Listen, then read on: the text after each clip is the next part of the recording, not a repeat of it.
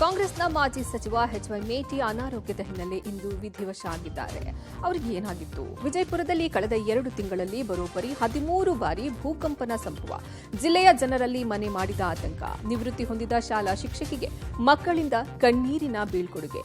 ನಮ್ಮನ್ನ ಬಿಟ್ಟು ಹೋಗಬೇಡಿ ಅಂತ ಗೋಗರೆದ ವಿದ್ಯಾರ್ಥಿಗಳು. ಈ ಎಲ್ಲ ಸುದ್ದಿಗಳನ್ನು ನೋಡ್ತಾ ಹೋಗೋಣ ಕರ್ನಾಟಕ ಟಾಪ್ 20ಯಲ್ಲಿ. ಉದಯೋನ್ಮುಖ ಡ್ಯಾನ್ಸರ್ ಸುಧೀಂದ್ರ ಬಾಳಲ್ಲಿ ವಿಧಿ ತನ್ನ ಕ್ರೂರ ಅಟ್ಟಹಾಸವನ್ನ ಮೆರೆದಿದೆ. ಸ್ಯಾಂಡಲ್ವುಡ್ನಲ್ಲಿ ಒಬ್ಬ ಉದಯೋನ್ಮುಖ ಡ್ಯಾನ್ಸರ್ ವೃತ್ತಿ ಬದುಕಿನಲ್ಲಿ ಉತ್ತುಂಗಕ್ಕೇರುವ ಮೊದಲೇ ಕಮರಿ ಹೋಗಿದೆ. ನಿಂತಿದ್ದ ಕಾರಿಗೆ ಕ್ಯಾಂಟರ್ ಡಿಕ್ಕಿಯಾಗಿ ಡ್ಯಾನ್ಸರ್ ಸುಧೀಂದ್ರ ಸಾವನ್ನಪ್ಪಿದ್ದಾರೆ. ಬೆಂಗಳೂರು ಹೊರವಲಯ ನೆಲಮಂಗಲ ಸಮೀಪದ ರಾಷ್ಟ್ರೀಯ ಹೆದ್ದಾರಿಯ ದಾಬಾಸ್ಪೇಟೆ ಬಳಿಯ ಪೆಮ್ಮನಹಳ್ಳಿಯಲ್ಲಿ ಈ ಘಟನೆ ನಡೆದಿದೆ. ಅಪಘಾತದಲ್ಲಿ ಮೃತಪಟ್ಟ ಸುಧೀಂದ್ರ ನೆಲಮಂಗಲ ತಾಲೂಕಿನ ತ್ಯಾಮಗೊಡ್ಲು ನಿವಾಸಿ. ಡ್ಯಾನ್ಸರ್ ಆಗಿ ನೂರಾರು ಯುವಕ ಯುವತರಿಗೆ ಮಕ್ಕಳಿಗೆ ತರಬೇತಿಯನ್ನು ನೀಡುತ್ತಿದ್ದು, ಜೊತೆಗೆ ಜೀವನ ನಿರ್ವಹಣೆಗೆ ಫ್ಲವರ್ ಡೆಕೋರೇಟ್ ಆಗಿಯೂ ಸಹ ಕೆಲಸವನ್ನ ಮಾಡ್ತಾ ಇದ್ರು. ತನಗೆ ಕಾರ್ಯಕ್ರಮಕ್ಕೆ ಅಂತ ಹೊಸದಾಗಿ ಮಾರುತಿ ಈಕೋ ಕಾರನ್ನ ಖರೀದಿ ಮಾಡಿದ್ದು ಒಂದೇ ದಿನಕ್ಕೆ ಕೆಟ್ಟು ನಿಂತು ಸುಧೀಂದ್ರ ಜೀವನಕ್ಕೆ ಅಂತ್ಯ ಹಾಡಿದೆ. ಪ್ರಕರಣಕ್ಕೆ ಸಂಬಂಧಿಸಿದಂತೆ ನೆಲಮಂಗಲದ ದಾಬಾಸ್ಪೇಟೆ ಪೊಲೀಸ್ ಠಾಣೆಯಲ್ಲಿ ಪ್ರಕರಣ ದಾಖಲಾಗಿದೆ. ನಿನ್ನೆ ಸಂಜೆ ಗಾಡಿ ಡೆಲಿವರಿ ತಗೊಂಡಿದ್ವಿ ಕಲ್ಯಾಣಿ ಮೋಟರ್ಸ್ ಅಲ್ಲಿ. ಬೆಳಿಗ್ಗೆ ಅವ್ನು ದಾಬಾಸ್ಪೇಟೆ ಇರೋದು, ನಾನು ತ್ಯಾಮಗೊಂಡಲ್ಲಿ ಇರೋದು. ಈಗ ಬೆಳಿಗ್ಗೆ ನಮ್ಮ ಮಿಸ್ಸಸ್ಗೆ ಮಕ್ಕಳಿಗೆಲ್ಲ ಗಾಡಿ ತೋರ್ಸಕ್ಕೆ ಅಂತ ತ್ಯಾಮಗೊಂಡ ಗಾಡಿ ತಗೊಂಡಿದ್ದೆ. 6 ಮಕ್ಕಳಿಗೆ ಗಾಡಿ ತಗೊಂಬಂದು ಎಲ್ಲರಿಗೂ ಒಂದು ರೌಂಡ್ ಹಾಕ್ಸಿ ಎಲ್ಲ ಇದು ಮಾಡ್ಕೊಂಡು ವಾಪಸ್ಸು ಹೊರಟಬೇಕಾದ್ರೆ ಪೆಮ್ನಳ್ಳಿ ಬ್ರಿಡ್ಜ್ ಮೇಲೆ ಗಾಡಿ ಆಫ್ ಆಗೋಗ್ಬಿಟ್ಟಿದೆ. ಆಮೇಲೆ ನನಗೆ ಫೋನ್ ಮಾಡಿ, ಅಣ್ಣ ಗಾಡಿ ಯಾಕೋ ಆಫ್ ಆಗೈತೆ, ಆನ್ ಆಗ್ತಾ ಇಲ್ಲ, ಬಾ ಬೇಗ.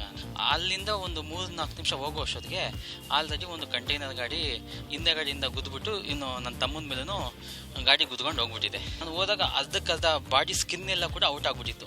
ಉಸಿರಾಡ್ತಾ ಇದ್ದ. ಇಮಿಡಿಯೇಟ್ಲಿ ಆಂಬುಲೆನ್ಸ್ಗೆ ಫೋನ್ ಮಾಡಿ ಆಸ್ಪತ್ರೆಗೆ ಕರ್ಕೊಂಡೋಗಿ ಆಸ್ಪತ್ರೆಯಲ್ಲಿ ಉಸಿರಾಡ್ತಾ ಇತ್ತು ಸರ್. ಬೆಂಗಳೂರಿನ ಬಾಗಲೂರು ಪೊಲೀಸ್ ಠಾಣಾ ವ್ಯಾಪ್ತಿಯಲ್ಲಿ ಶ್ವಾನವನ್ನ ನೆಲಕ್ಕೆ ಒಗೆದು ಕೊಲೆ ಮಾಡಿದ್ದ ಕೆಲಸದಾಕೆಯನ್ನ ಪೊಲೀಸರು ಅರೆಸ್ಟ್ ಮಾಡಿದ್ದಾರೆ. ಪುಷ್ಪಲತಾ ನಾಯಿ ಕೊಲೆ ಮಾಡಿ ಅರೆಸ್ಟ್ ಆದ ಮನೆ ಕೆಲಸದಾಕೆ. ಶ್ವಾನದ ಮಾಲೀಕರ ದೂರಿನ ಮೇರೆಗೆ ತನಿಖೆಗಿಳಿದ ಪೊಲೀಸರಿಗೆ ಮನೆ ಕೆಲಸದಾಕೆ ಪುಷ್ಪಲತಾಳೇನೇ ನಾಯಿ ಕೊಲೆಗಾರ್ತಿ ಅನ್ನೋದು ಗೊತ್ತಾಗಿದೆ. ರಾಶಿಕಾ ಎಂಬುವರು ತಮ್ಮ ಗೂಸಿ ಹೆಸರಿನ ನಾಯಿಯನ್ನ ನೋಡಿಕೊಳ್ಳಲು ಪುಷ್ಪಲತಾಳನ್ನ ಮನೆ ಕೆಲಸದಾಕೆಯಾಗಿ ನೇಮಿಸಿಕೊಂಡಿದ್ರು. ಇದಕ್ಕಾಗಿ ಪುಷ್ಪಲತಾಳಿಗೆ ಮಾಸಿಕ 23,000 ರೂಪಾಯಿ ಸಂಬಳವನ್ನು ನೀಡ್ತಾ ಇದ್ರು. ಆದರೆ ಪುಷ್ಪಲತಾ ಲಿಫ್ಟ್ನಲ್ಲಿ ನಾಯಿಯನ್ನ ಅಮಾನವೀಯವಾಗಿ ಕೊಲೆ ಮಾಡಿದ್ದಳು. ಬಟ್ಟೆ ಒಗೆಯುವಂತೆ ನಾಯಿಯನ್ನ ಹಿಡಿದು ಎಳೆದು ನೆಲಕ್ಕೆ ಬಡಿದು ಉಸಿರುಗಟ್ಟಿಸಿ ಸಾಯಿಸಿದ್ದಳು. ಈ ಕೃತ್ಯದ ನಂತರ ನಾಯಿ ಸತ್ತು ಹೋಗಿದೆ ಅಂತ ಮಾಲೀಕರಿಗೆ ಸುಳ್ಳು ಕಥೆ ಹೇಳಿ ಆಕೆಯನ್ನ ನಂಬಿಸಲು ಯತ್ನಿಸಿದ್ದಳು. ನಾಯಿಯ ಸಾವಿನ ಬಗ್ಗೆ ಮಾಲೀಕರಿಗೆ ಅನುಮಾನ ಮೂಡಿದ್ದು, ಕಟ್ಟಡದ ಸಿಸಿಟಿವಿ ದೃಶ್ಯಾವಳಿಗಳನ್ನು ಪರಿಶೀಲಿಸಿದಾಗ ಪುಷ್ಪಲತಾಳ ಕ್ರೂರ ಕೃತ್ಯ ಬೆಳಕಿಗೆ ಬಂದಿದೆ. ತಕ್ಷಣ ರಾಶಿಕಾ ಆರೋಪಿ ಪುಷ್ಪಲತಾ ವಿರುದ್ಧ ಬಾಗಲೂರು ಪೊಲೀಸ್ ಠಾಣೆಗೆ ದೂರನ್ನ ನೀಡಿದ್ರು. ದೂರಿನ ಅನ್ವಯ ಪೊಲೀಸರು ಆರೋಪಿಯನ್ನ ಬಂಧಿಸಿ ವಿಚಾರಣೆ ನಡೆಸಿದ್ದಾರೆ. ನಾಯಿಯನ್ನ ಎಷ್ಟು ಎಳೆದ್ರೂ ಲಿಫ್ಟ್ ಒಳಗೆ ಬರಲಿಲ್ಲ. ಹೀಗಾಗಿ ಕೋಪಗೊಂಡು ನೆಲಕ್ಕೆ ಬಡಿದಿದ್ದಾಗಿ ಆರೋಪಿತೆ ಪುಷ್ಪಲತಾ ಹೇಳಿದ್ದಾಳೆ. ನೆಲಮಂಗಲದ ಇಸ್ಲಾಂಪುರದಲ್ಲಿ ಗ್ರಾಮ ಪಂಚಾಯಿತಿ ಸದಸ್ಯನ ಮೇಲೆ ಗುಂಡಿನ ದಾಳಿ ನಡೆಸಿದ್ದ ಪ್ರಕರಣಕ್ಕೆ ಸಂಬಂಧಪಟ್ಟಂತೆ 2 ಆರೋಪಿಗಳನ್ನು ವಶಕ್ಕೆ ಪಡೆದಿದ್ದು 4ರನ್ನ ಬಂಧಿಸಿದ ಪೊಲೀಸರು ವಿಚಾರಣೆ ನಡೆಸಿದ್ದಾರೆ. ನಟೋರಿಯಸ್ ಮುಬಾರಕ್ ಅಂಡ್ ಟೀಮ್ ಗ್ರಾಮ ಪಂಚಾಯಿತಿ ಸದಸ್ಯ ಸಲೀಂ ಕೊಲೆಗೆ ಬಿಗ್ ಸ್ಕೆಚ್ ಹಾಕಿದರು. ಇದೀಗ ಪ್ರಕರಣ ಸಂಬಂಧ ಮುಬಾರಕ್, ಶಾದಿಕ್, ಆಸಿಫ್, ನರಸಿಂಹ ಎಂಬ ಆರೋಪಿಗಳನ್ನು ಗ್ರಾಮಾಂತರ ಠಾಣೆ ಪೊಲೀಸರು ಬಂಧಿಸಿ ತೀವ್ರ ವಿಚಾರಣೆ ನಡೆಸಿದ್ದಾರೆ. 2 ಆಯಾಮದಲ್ಲಿ ತನಿಖೆ ನಡೆಸಿರುವ ಪೊಲೀಸರಿಗೆ ಸ್ಫೋಟಕ ಮಾಹಿತಿ ಸಿಕ್ಕಿದೆ. ಮುಬಾರಕ್ ತಂಗಿ ನಗೀನ್ ವಿರುದ್ಧ ಸಲೀಂ ಗೆಲುವು ಸಾಧಿಸಿದ್ದ. ಇದು ರಾಜಕೀಯ ದ್ವೇಷಕ್ಕೆ ಕಾರಣವಾಗಿತ್ತು. ಮತ್ತೊಂದು ಕಡೆ ಬೇರೊಂದು ಮಹಿಳೆ ಜೊತೆ ಅಕ್ರಮ ಸಂಬಂಧ ಆರೋಪವಿದ್ದ ಹಿನ್ನೆಲೆಯಲ್ಲಿ ಮುಬಾರಕ್ ಅಂಡ್ ಗ್ಯಾಂಗ್ ಕೊಲೆಗೆ ಪ್ಲಾನ್ ಮಾಡಿದ್ರು ಎಂಬುದು ತನಿಖೆಯಲ್ಲಿ ಗೊತ್ತಾಗಿದೆ. ಕೊಲೆ ಯತ್ನ ನಂತರ ಆರೋಪಿಗಳು ಹೊರ ರಾಜ್ಯಕ್ಕೆ ತೆರಳಿದರು. ಇದೀಗ ಸಿನಿಮೀಯ ರೀತಿಯಲ್ಲಿ ಆರೋಪಿಗಳನ್ನು ಪೊಲೀಸರು ಅರೆಸ್ಟ್ ಮಾಡಿದ್ದಾರೆ. ಬೆಂಗಳೂರಿನ ಖಾಸಗಿ ಆಸ್ಪತ್ರೆಯಲ್ಲಿ ಕಾಂಗ್ರೆಸ್ ಹಿರಿಯ ಶಾಸಕ ಎಚ್.ವೈ. ಮೇಟಿ ವಿಧಿವಶರಾಗಿದ್ದಾರೆ. ಅನಾರೋಗ್ಯದಿಂದ ಬಳಲ್ತಾ ಇದ್ದ ಮೇಟಿ ಚಿಕಿತ್ಸೆ ಫಲಿಸದೆ ಕೊನೆಯುಸಿರೆಳೆದಿದ್ದಾರೆ. ಬಾಗಲಕೋಟೆ ವಿಧಾನಸಭಾ ಕ್ಷೇತ್ರದ ಶಾಸಕರಾಗಿದ್ದ ಎಚ್.ವೈ. ಮೇಟಿ ಬಾಗಲಕೋಟೆ ಪಟ್ಟಣ ಅಭಿವೃದ್ಧಿ ಪ್ರಾಧಿಕಾರದ ಅಧ್ಯಕ್ಷ, ಬಾಗಲಕೋಟೆ ಡಿಸಿಸಿ ಬ್ಯಾಂಕ್ ನಿರ್ದೇಶಕರೂ ಆಗಿದ್ದರು. 1989ರಲ್ಲಿ ಗುಳೇದಗುಡ್ಡ ಕ್ಷೇತ್ರದಿಂದ ಮೊದಲ ಬಾರಿಗೆ ಶಾಸಕರಾಗಿ ಆಯ್ಕೆಯಾದರು.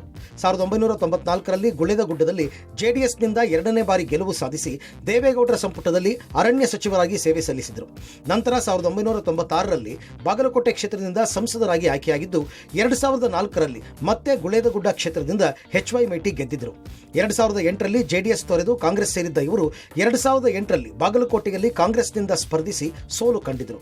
ಬಳಿಕ 2013ರಲ್ಲಿ ಬಾಗಲಕೋಟೆ ಕ್ಷೇತ್ರದಿಂದ ಗೆಲುವು ಸಾಧಿಸಿದ್ದ ಮೇಟಿ ಹಿಂದೆ ಸಿದ್ದರಾಮಯ್ಯ ಸಂಪುಟದಲ್ಲಿ ಅಬಕಾರಿ ಸಚಿವರಾಗಿಯೂ ಸೇವೆ ಸಲ್ಲಿಸಿದ್ದಾರೆ.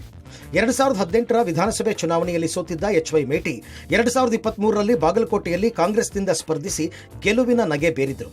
ಎಚ್.ವೈ. ಮೇಟಿ ಅಂತ್ಯಕ್ರಿಯೆ ಸಕಲ ಸರ್ಕಾರಿ ಗೌರವದೊಂದಿಗೆ ಅವರ ಹುಟ್ಟೂರಲ್ಲಿ ನಾಳೆ ನಡೆಯಲಿದೆ. ಸಿಎಂ ಸಿದ್ದರಾಮಯ್ಯ ಸೇರಿ ಕಾಂಗ್ರೆಸ್ ಪಕ್ಷದ ಪ್ರಮುಖರು ಈ ವೇಳೆ ಭಾಗಿಯಾಗಲಿದ್ದಾರೆ.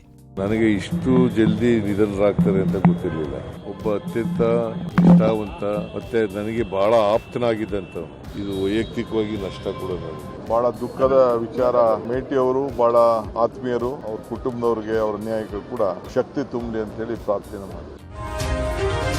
ವಿಜಯಪುರದಲ್ಲಿ ಮತ್ತೆ ಭೂಕಂಪನದ ಅನುಭವ ಆಗಿದೆ. ಬೆಳಗ್ಗೆ 7:49 ಸುಮಾರಿಗೆ ಭೂಕಂಪನದ ಅನುಭವ ಆಗಿದೆ. ಜನರಿಗೆ ಭಾರೀ ಸದ್ದಿನೊಂದಿಗೆ ಭೂಮಿ ನಡುಗಿದ ಅನುಭವ ಆಗಿದೆ. ಜೋರಾದ ಸದ್ದು ಸಿಸಿ ಕ್ಯಾಮೆರಾದಲ್ಲಿ ಸೆರೆಯಾಗಿದೆ. ಭೂಕಂಪನದ ಮಾಪಕದಲ್ಲೂ ತೀವ್ರತೆ ದಾಖಲಾಗಿದೆ. ರಿಕ್ಟರ್ ಮಾಪಕದಲ್ಲಿ 3.1ರಷ್ಟು ತೀವ್ರತೆ ದಾಖಲಾಗಿದೆ. ವಿಜಯಪುರ ನಗರ, ತಿಕೋಟ, ಕಳ್ಳಕ, ವಟಗಿ, ತೋರವಿ, ಶಿವಗಿರಿ, ಹೊನ್ನಟಗಿ ಸೇರಿದಂತೆ ವಿಜಯಪುರ, ತಿಕೋಟ ತಾಲೂಕುಗಳಲ್ಲಿ ಭೂಕಂಪನದ ಅನುಭವ ಆಗಿದೆ. ಜಿಲ್ಲೆಯಲ್ಲಿ ಸರಣಿ ಭೂಕಂಪನದಿಂದ ಜನರು ಕಂಗೆಟ್ಟಿದ್ದಾರೆ. ಕಳೆದ 2 ತಿಂಗಳಲ್ಲಿ 13 ಬಾರಿ ಭೂಮಿ ಕಂಪಿಸಿದ ಅನುಭವ ಆಗಿದೆ.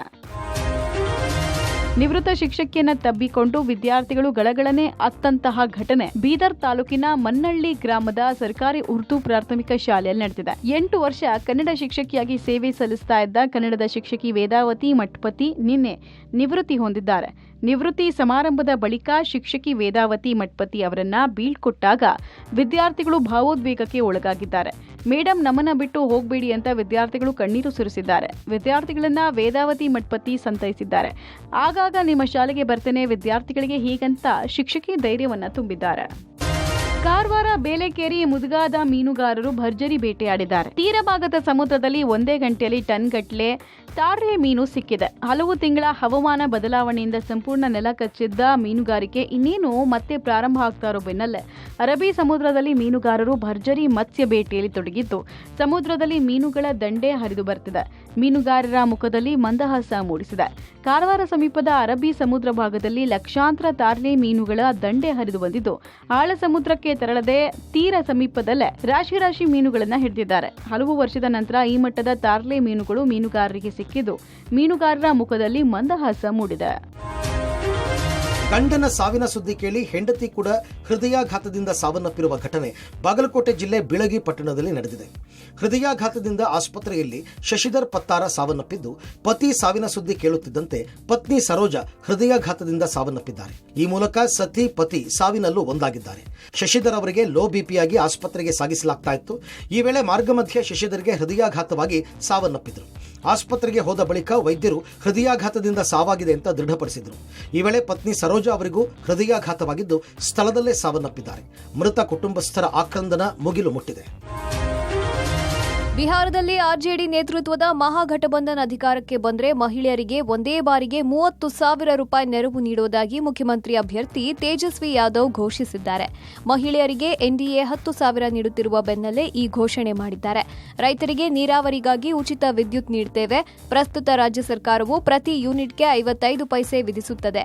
ಆದರೆ ನಾವು ಅದನ್ನ ಶೂನ್ಯಕ್ಕೆ ಇಳಿಸುತ್ತೇವೆ. ಭತ್ತಕ್ಕೆ ಕನಿಷ್ಠ ಬೆಂಬಲ ಬೆಲೆಯ ಜೊತೆಗೆ 300 ರೂಪಾಯಿ ಮತ್ತು ಗೋಧಿಗೆ ಕ್ವಿಂಟಲ್ಗೆ 400 ರೂಪಾಯಿ ನೀಡುತ್ತೇವೆ ಎಂದರು. ಇಂಡಿಯಾ ಬ್ಲಾಕ್ ಗೆದ್ರೆ ಪಿಎಸಿಎಸ್ ಮುಖ್ಯಸ್ಥರು ವ್ಯಾಪಾರ ಮಂಡಲಕ್ಕೆ ಜನಪ್ರತಿನಿಧಿಗಳ ಸ್ಥಾನಮಾನ ನೀಡಲಾಗುವುದು ಅಂದರು. ಇದಲ್ಲದೆ ನಾವು ಸರ್ಕಾರ ರಚಿಸಿದರೆ ರಾಜ್ಯದ 8,400 ನೋಂದಾಯಿತ ವ್ಯಾಪಾರ ಮಂಡಲಗಳು ಮತ್ತು ಪಿಎಸಿಎಸ್ಗಳ ವ್ಯವಸ್ಥಾಪಕರಿಗೆ ಗೌರವಧನ ನೀಡಲು ಯೋಚಿಸುತ್ತಿದ್ದೇವೆ ಅಂತಂದ್ರು.